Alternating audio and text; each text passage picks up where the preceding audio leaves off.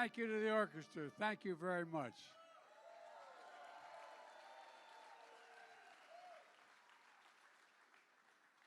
Well, let me start off by saying I'd get in trouble with my mother were she here if I didn't say it. Excuse my back when I'm speaking. I apologize. Number one. You have my... Hello, Cleveland. Before I begin, though, I want to make one serious comment about the shooting and the death of Jalen Walker. The Justice Department and Civil Rights Division of the FBI Field Office in Akron, Ohio, and the local U.S. Attorney's Office are closely monitoring and reviewing what happened. And the FBI continues to coordinate with state and local partners to provide resources and specialized skill. If the evidence reveals potential violations of federal criminal statutes, the Justice Department will take the appropriate action. And I just want you to know what's going to happen. Now for today's program. Thank you, Bill, for that introduction and for the welcome on behalf of the Iron Workers Local 17 here in Cleveland. Iron Workers are with me the first time I ran as a 29-year-old kid for the Senate, and you're all crazy. I'll never forget a guy named Tommy Schrank was the president of a local in Delaware, and he said, let's go out and meet some of the guys and women.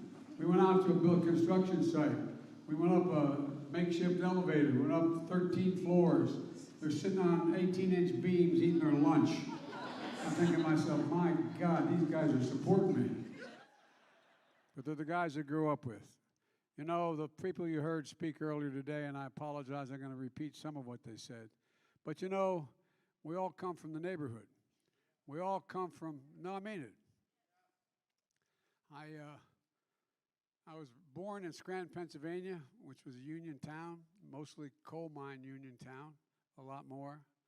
My great-grandfather worked in the mines, was a mining engineer, and everybody there was only one word you heard most often in my family.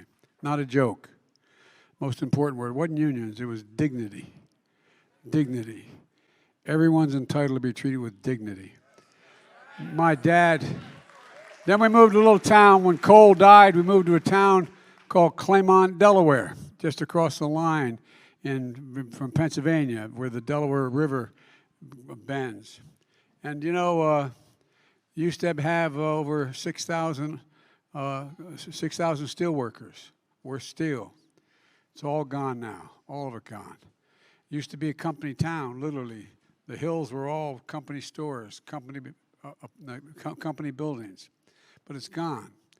And the union movement began to just crumble in Delaware and in Claymont. And my dad never belonged to a union, but I say this to the front end. My dad was a salesperson, and he came down from Scranton when Cole died. He wasn't a coal miner, but he worked in sales up there. And I'll never forget, we lived in a 3-bedroom split-level home, like a lot of suburban areas developing in the early 50s, mid-50s. And there were, I think, 38, 40 homes. And we had 4 kids in the family and a grandpa living with us and mom and dad. And the walls were thin. And my dad, one night I could tell he was really restless. I could hear him and sort of not banging, but leaning up against the wall, the room in my room. Next morning I asked my dad had an expression. He said, Joey, you never complain and never explain. Just get up. Just get up. And I was wondering what was wrong. And I asked my mom. She said, the company says no pensions. No pensions. And so, you know, a lot of you come from families like mine. A lot of people stood behind me. Richie Neal from the state of Massachusetts. He is, as my uncle would say, Richie is... He is union from belt buckle to shoe sole, man. And but all the folks you heard speak today care about it because we know what it's like to be deprived of your dignity. We know what it's like to have a father or a mother have to put their head down when they know they can't afford a thing for their kid that they need, whether it's a prescription or whether it's just plain being able to go off to school. And the point I want to make is this. We all understand this. And when I ran for office this time, and I've been a union supporter for my whole career, but I made a promise. I mean it sincerely, and Marty knows this. I guaranteed when when the Fair Labor Standards Act was passed and back in the 30s and Roosevelt came along, it didn't say unions are okay. It says we should encourage unions. Encourage unions. Because when unions do well, everybody does well. Everybody does well. Not a joke. Not a joke. So here's the deal. The deal was quite simple. When I ran, I was criticized for the basis upon which I ran. I said I'm running for 3 reasons. 1, to restore the soul of America, the decency and honor of this country. And 2, to rebuild the backbone of the country. The backbone of the country are the working women and men, the middle class. And there's a middle class for one reason: American unions. That's the only reason there's a middle class. Not a joke. That's a fact. Not a joke. And when the middle class does well, everybody does well. People have a way up, and the wealthy still do very well. And so, folks, the 3rd reason I ran was to unify the country. To unify it. That's been the harder part of it right now. No, I'm serious. Because we've become so divided. So divided in this. But one thing we were divided on when we ran.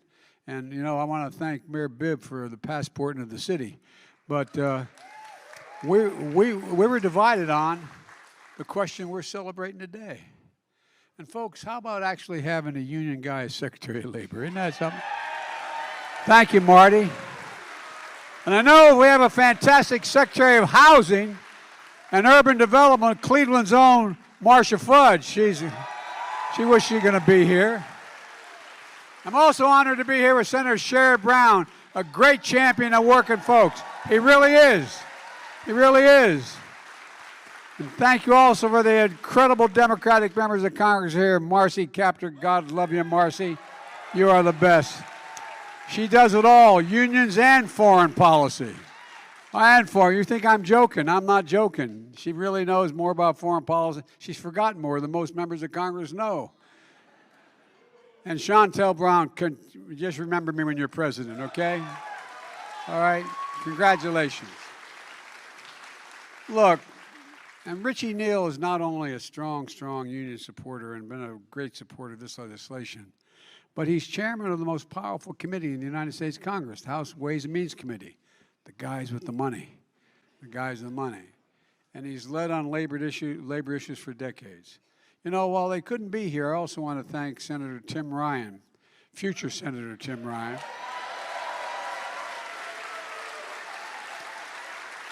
and Senator Patty Murray of the state of Washington for their incredible work on this legislation.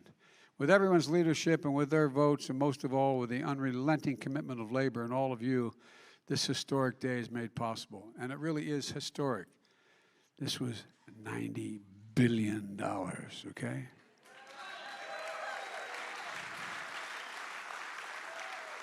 But it is small in comparison to the bailouts of businesses and major corporations and banks. And folks, I'm here today to talk about the issue that affects every single American in their retirement. People around the country wake up every day wondering whether they've saved enough to provide for themselves and their families before they stop working. Working a job that provides basic dignity, a good middle-class job you can raise a family on, a job that provides a dignified retirement and will give you peace of mind. Think of all the people, and many of you went to bed at night putting your head in the pillow and saying, am I going to be all right? Is my family going to be all right? Is my wife or my husband or my child, they're going to be okay? It's a dignified retirement with your spouse or the home and your community you worked and lived for your whole life. But the reality is, for so many people, the goalposts keep moving. Unfortunately, that's probably Trump calling me. I'm not lying. I hear that sound there. Unfortunately, this happens to people who need it most, working people in this country. A lot of politicians like to talk about how they're going to do something about it. Well, I'm here today to say we've done something about it. And I've kept their promise. I campaigned to restore the backbone of this country, the middle class and unions. Because I know this. The middle class built America, and unions built the middle class of today. I'm keeping the promise, one of the most significant achievement union workers and retirees have received in over 50 years, and that's not hyperbole. For years and years, union workers have been driving trucks from factories to stores, bagging your groceries, constructing the buildings, bridges, roads we need, and so much more. The ironworkers, bricklayers, carpenters, laborers, plumbers, truck drivers, musicians, I might add, food workers, and so much more. And with each paycheck you earn, their employers put money into their pension plans. These workers work hard today to secure retirement for tomorrow. That's what it's all about. Now, a lot of businesses aren't able or willing to run their own pension plans. And in some industries, workers are employed by several different employers over the course of a year or longer. For example, we see that in transportation, construction, and entertainment. So working with a union that represents their employees, businesses in the same industry, often come together to form what's called a multi-employer union. I know you know this, but people listening to this on television may not know this. Pension plans that serve 11 million Americans across the country. And to make sure these pensions are managed responsibly and to protect the participating workers and retirees, the federal government oversees, then ensures the plans. But we've seen the risk of millions of workers face as they watch their hard-earned pensions turn into broken promises. We saw it before the pandemic and the economic crisis that followed. Millions of retirees were at risk of losing their retirement security through no fault of their own, based on conditions and unrelenting attacks on unions that were taking place. 200 multi-employee pension plans for 2 to 3 million workers and retirees were going insolvent. What that means to those 2 or 3 million workers, they face painful cuts to the benefits they had counted on and for the dignified security of retirement. You just heard from Bill what it's like. Work 30, 40, 50 years, working hard every single day, doing everything to provide for your family. Track every dollar of that paycheck for groceries, mortgage, and hopefully for family vacation maybe one day. And knowing when it's time to retire, your pension you earned will be there. Knowing that together with your Social Security benefits, that pension will continue a good middle-class life for you in retirement. For some, just my dad would say, just a little peace of mind. But for folks at home, imagine losing 50 or 60% of that pension through absolutely no fault of your own. Imagine what it does financially and emotionally, what it does to your dignity. I'm also here as Davy Grubbs, retired Teamster truck driver from North Carolina, who faced nearly 70% cut in his pension. And now, also joining me today is Rita Lewis. Where are you, Rita? Rita's here somewhere, I'm told. She stepped out. I don't blame her. You know, she's Butch's widow. Their anniversary's coming up in a couple days. Childhood sweethearts. Butch was a ball player drafted by the Pittsburgh Pirates out of high school, but he enlisted in the United States Army instead. Special Forces, Army Ranger, served in Vietnam, earned, like my son, the Bronze Star. My son did not win the Purple Heart, but in the Purple Heart. Came back home to Rita, settled in Cincinnati, became a trucker, represented by the Teamsters, and then president of his local. Known as an honorable, honest, and decent labor leader, Butch faced severe cuts in his pension, and he became a fierce advocate of protecting the pensions of his fellow workers. Butch died more than 6 years ago, and Reed has carried on his legacy ever since. And with Democrats in Congress, I might add, and Marty Walsh's leadership, we brought the Butch Act. We fought for the Butch-Lewis Act to protect pensions for millions of workers and retirees. As candidate for president, I argued for its passage and promised when it passed I would sign it. And that's the promise I've kept when I included the Butch-Lewis Act in the American Rescue Plan. Now,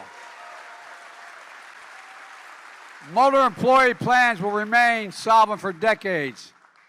And come at least until guaranteed till 2051. These retirees, those retirees who lost their benefits, will have them restored retroactively. We turn a promise broken into a promise kept. It matters to workers. It matters to their families. It matters to the country. You all remember what the economy was like when I was elected, a country in a pandemic with no real plans how to get out of it, millions of people out of their jobs, families in cars, remember, backed up for literally miles, waiting for a box of food to be put in their trunk, just a box of food to be put in their trunk because they didn't have enough to eat. The previous administration lost more jobs in its watch than any administration since Herbert Hoover. That's a fact. All based on failed trickle-down economics that benefit the wealthiest Americans and hit the middle class and working people the hardest. But we came in with a fundamentally different economic vision, an economy that grows from the bottom up and the middle out. It's good for everyone because when the middle class does well, the poor have a ladder up and the wealthy still do very well. And that's why we designed the American Rescue Plan based on the belief that a recovery should help all Americans prosper. A belief that working, building power, and unions are good for workers and for the economy. A plan that led to the most jobs created in the first period of a presidency than any time in all American history. And we've seen in the past how economic crisis can leave so many Americans in tough straits for years, sometimes for the rest of their lives. Economists call it the scarring effect, the lasting bad effects of economic hardship, including folks unemployed for a long time. Remember when we started this, a lot of people were equally as qualified, but they've been unemployed for 8, 10, 12 months. They wouldn't even be considered. 2 people put in an application. The person may be more qualified, been employed out of work for longer. It's called the scarring effect. People not able to get back to work, period. Well, we changed that. And young people who faced a weak labor market, they're back. Losing a big part of your income late in life, that's a scar, though, that doesn't heal. Well, not this time. Long-term unemployment and youth unemployment dropped at a record pace. With today's actions, millions of workers will have the dignified retirement they earned and they deserve.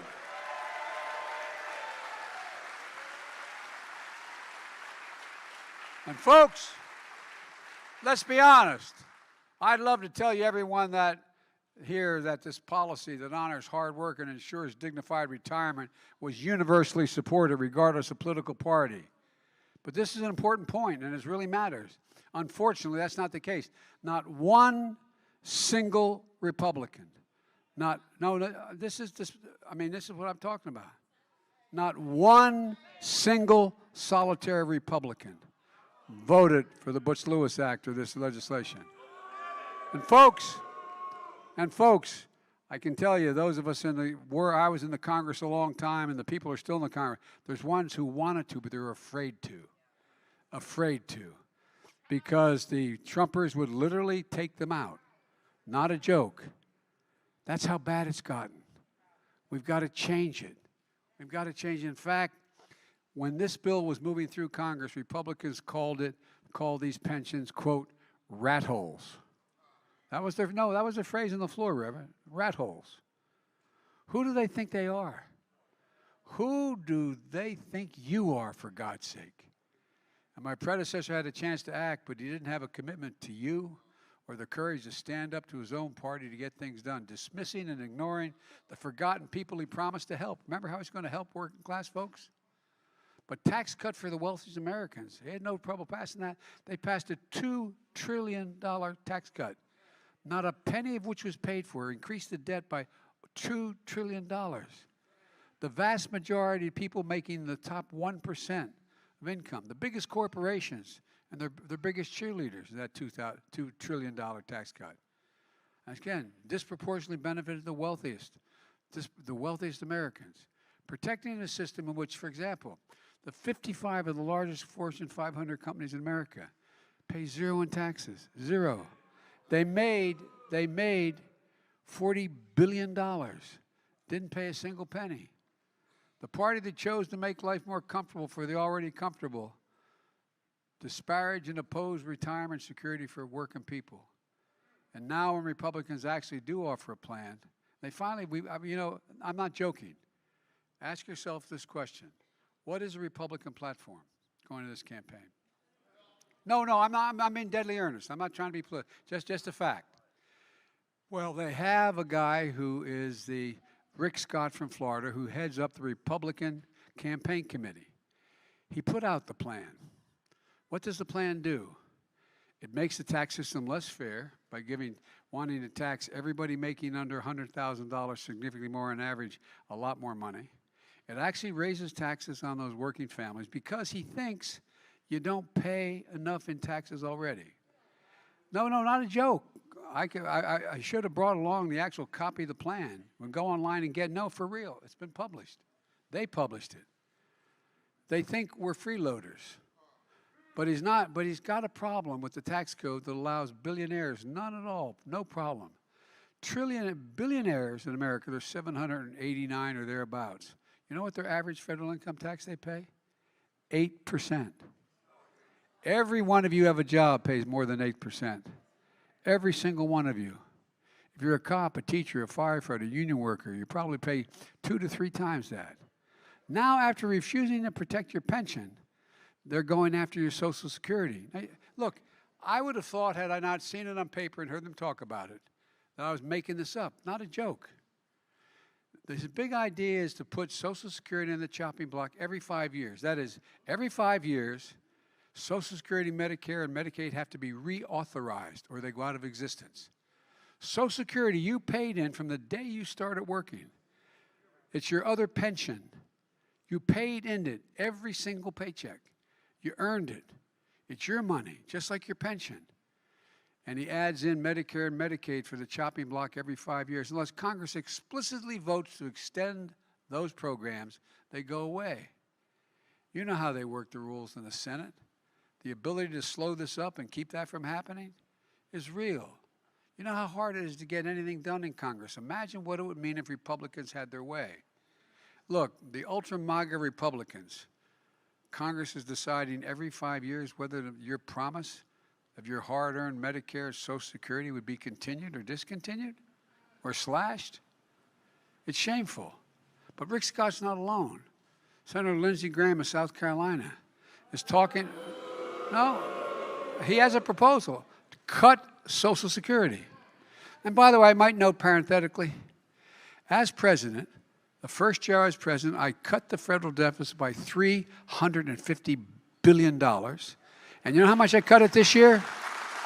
Cut this year.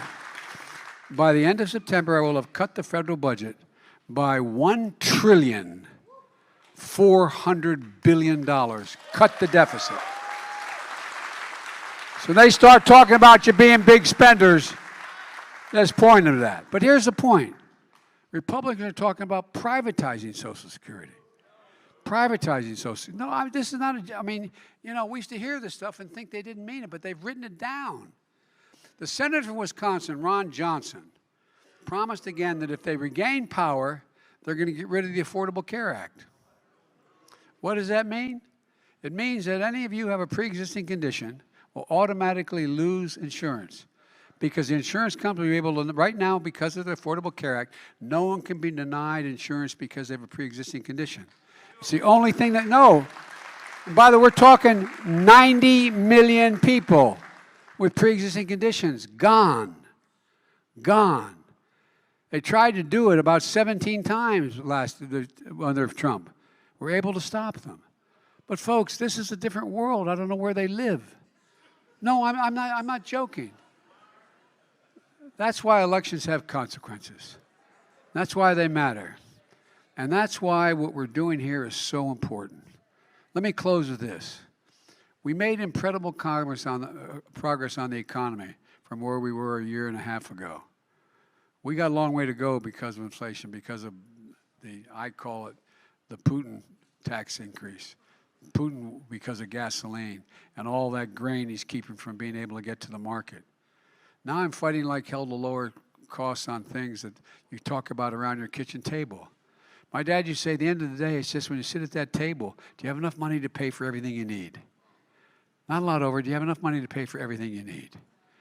Well, Republicans do nothing to obstruct our efforts to lower your gas taxes. I propose that. I've asked the Congress to eliminate the federal gas tax for the next, as long as this crisis goes on. Lower food prices, lower health care costs. Hopefully soon, lower your prescription drug costs. By the way, you got a Republican leader in the United States Senate. I was able to work out something with Intel. They're going to provide for over 7,000 jobs in this state out of Columbus, making computer chips. Well, there's another bill that if we get it passed, and my guys are working like hell to pass it, it'll create another $100 million in investments in Ohio, creating more jobs. But you know what? You know what the Republican leader is saying?